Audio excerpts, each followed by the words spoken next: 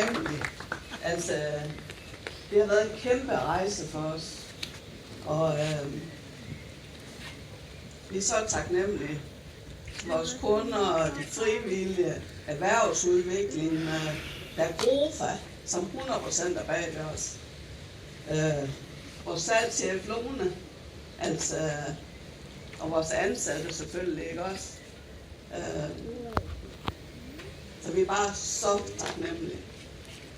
Stolte, mega stolte. Det her, det er hamrende sindssygt. Og kæft, hvor gør vi det godt.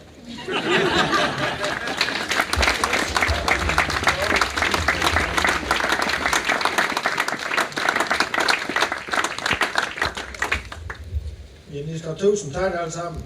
Det er slet ikke forstå. Men noget af pølse og øl og kaffe og kage. Vi har klippet snoren. Og lidt så klipper vi snoren, og så skal vi komme ind og se det, vi er så hamrende stolte af. Altså, det er så stort. Tak. Og så er vi kommet til den røde snor, og den røde pude, og guldsaks og det hele. Og det er selvfølgelig vores købmandsfejl, det er ordentligt ved.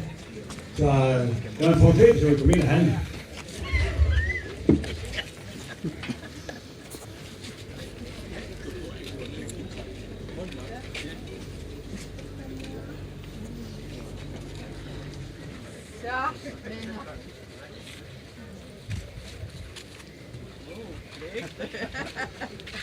Er det nogen, der klipper?